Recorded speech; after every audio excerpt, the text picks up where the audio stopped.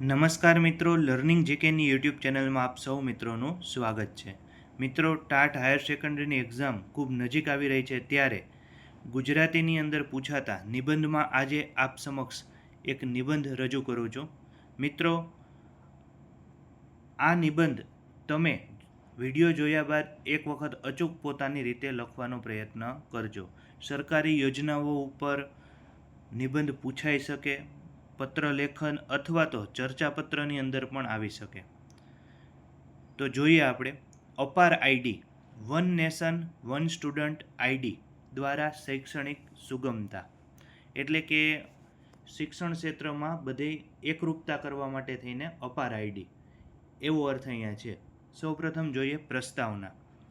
21મી સદી એ ટેકનોલોજી અને ડિજિટલાઇઝેશન અને જ્ઞાનની સદી છે. કોઈપણ દેશના સર્વાંગી વિકાસનો આધાર તેના શિક્ષણ તંત્રની મજબૂતી અને તેની સુલભતા પર રહેલો છે. ભારત જેવા વિશાળ અને વૈવિધ્યસભર દેશમાં શૈક્ષણિક વહીવટને સરળ, પારદર્શક અને વિદ્યાર્થી કેન્દ્રી બનાવવા માટે સમય પર ક્રાંતિકારી પગલાં લેવામાં આવે છે.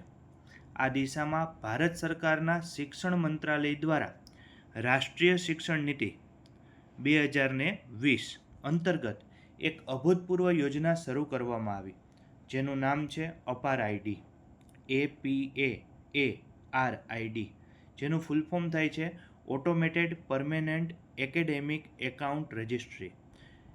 One nation one student ID, એક દેશ એક વિદ્યાર્થીનું ઓળખપત્ર ના સૂત્ર સાથે શરૂ કરાયેલી આ એક પહેલ એ ભારતના શૈક્ષણિક ક્ષેત્રે એક ડિજિટલ ક્રાંતિ સમાન છે, જેનો મુખ્ય ઉદ્દેશ્ય દેશના કરોડો વિદ્યાર્થીઓ માટે શૈક્ષણિક સુગમતા અને સમાનતા લાવવા માટેનો છે.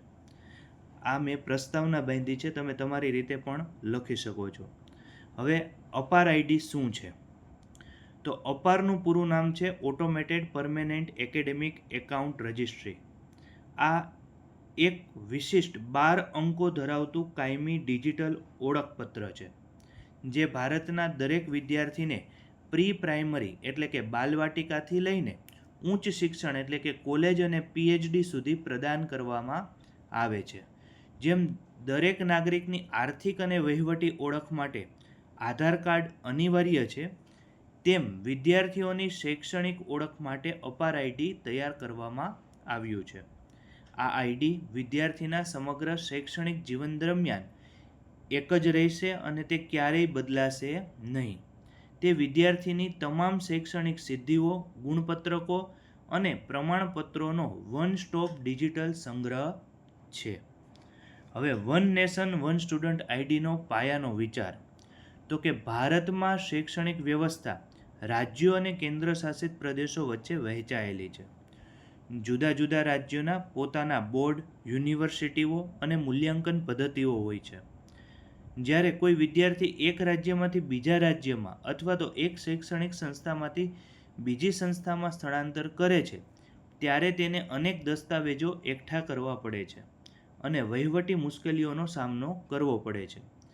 વન નેશન વન સ્ટુડન્ટ આઈડીનો પાયાનો વિચાર આ ભૌગોલિક અને વહીવટી સરહદોને ડિજિટલ માધ્યમથી જોડીને એકરૂપતા લાવવા માટેનો છે. આ નીતિ હેઠળ કાશ્મીરથી લઈને કન્યાકુમારી સુધીના તમામ વિદ્યાર્થીઓ એક જ ડિજિટલ પ્લેટફોર્મ પર આવી જશે, જેનાથી શિક્ષણનું વૈશ્વિકીકરણ અને સરળીકરણ સરળ બનશે. હવે તો કે આના મુખ્ય ફાયદા શું છે? તો કે અપાર આઈડી માત્ર એક ઓળખપત્ર નથી, વિદ્યાર્થીઓ, વાલીઓ, શિક્ષકો અને શૈક્ષણિક સંસ્થાઓ માટે સુગમતાનું એક સશક્ત સાધન છે. મુખ્ય ફાયદાઓ નીચે મુજબ છે. સૌપ્રથમ તો કે દસ્તાવેજોની ભૌતિક જરૂરિયાતોમાંથી મુક્તિ. વિદ્યાર્થીઓને પોતાના ઓરિજિનલ ગુણપત્રકો, લિવિંગ સર્ટિફિકેટ કે ડિગ્રી સર્ટિફિકેટ સાથે લઈને ફરવાની જરૂર રહેશે નહીં. અપાર આઈડી દ્વારા તમામ દસ્તાવેજો જે છે એ ડિજિટલ સ્વરૂપે સુરક્ષિત રહેશે. બીજું છે ABC સાથે જોડાણ, એટલે કે એકેડેમિક બેંક ઓફ ક્રેડિટ્સ સાથે જોડાણ. ઉચ્ચ શિક્ષણમાં અભ્યાસ કરતા વિદ્યાર્થીઓ માટે આ સૌથી મોટો ફાયદો છે. વિદ્યાર્થી જે પણ કોર્સ, ઓનલાઈન ક્લાસ જેમ કે સ્વયં પ્લેટફોર્મ પર કે કૌશલ વિકાસ તાલીમ મેળવશે, તો તેના ક્રેડિટ્સ એટલે કે એના પોઈન્ટ્સ છે એ આપમેળે આ આઈડીની સાથે જોડાઈને એકેડેમિક બેંકમાં જમા થશે. મલ્ટિપલ એન્ટ્રી એન્ડ એક્ઝિટની સુવિધા.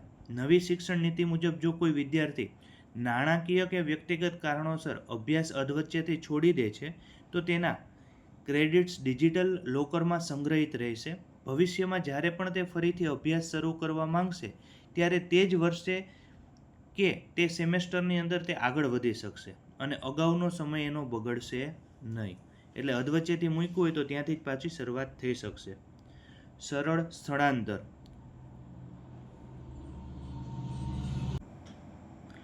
સરળ સ્થળાંતર પિતાની બદલી થવાને કારણે કે અન્ય કારણોસર જ્યારે વિદ્યાર્થીને શાળા કે કોલેજ બદલવાની થાય છે ત્યારે એડમિશન પ્રક્રિયા ખૂબ જ જટિલ હોય છે.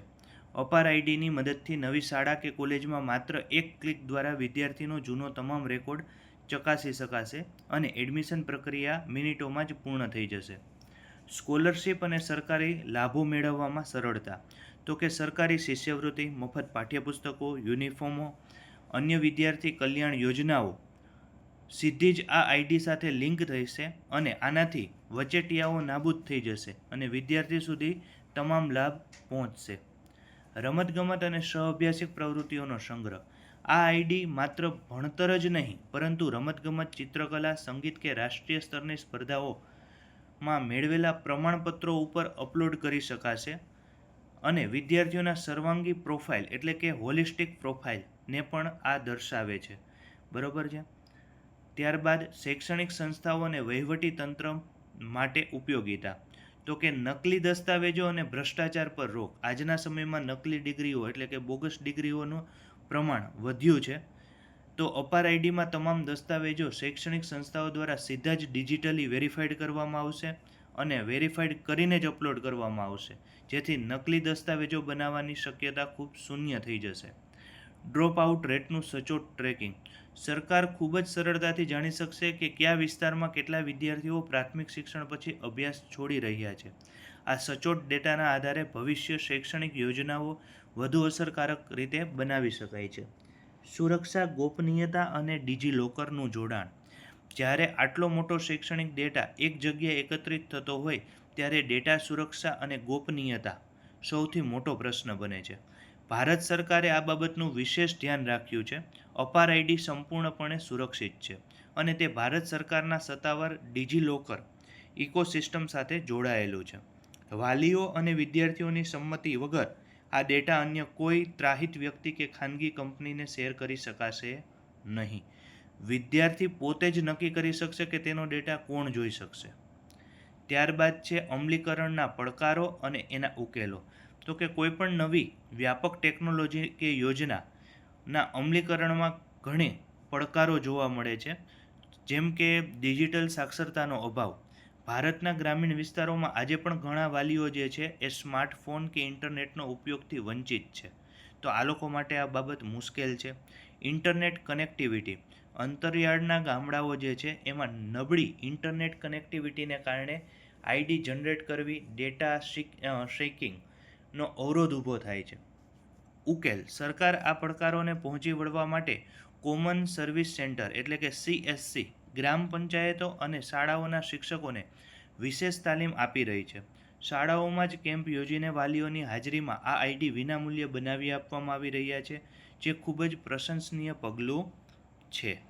અને અંતમાં અપાર આઈડી એ ભારતના શૈક્ષણિક ઇતિહાસમાં એક યુગાંતરકારી અને દૂરોગામી પરિણામો આપનારી એક યોજના છે. વન નેશન વન સ્ટુડન્ટ આઈડીના માધ્યમથી દેશના શૈક્ષણિક માળખાને જે ગતિશીલતા અને સુગમતા મળી છે એ આવનારા સમયમાં ભારતના વિદ્યાર્થીઓને વૈશ્વિક સ્તરે સ્પર્ધા કરવા માટે સક્ષમ બનાવશે. આ વ્યવસ્થાથી વહીવટી વિલંબ અને કાગળિયાના બોજમાંથી મુક્તિ મળશે. શિક્ષણ સાચા અર્થમાં સ્માર્ટ, વ્યવહારુ બન્યું છે. ડિજિટલ ઇન્ડિયાના સ્વપ્નને સાકાર કરતી આ યોજના ભારતીય શિક્ષણ જગતને એક નવી ઊંચાઈ ઉપર લઈ જશે. વિકસિત ભારતના નિર્માણના પાયાનો આ પથ્થર સાબિત થશે. અસ્તુ. જય હિન્દ, જય ભારત.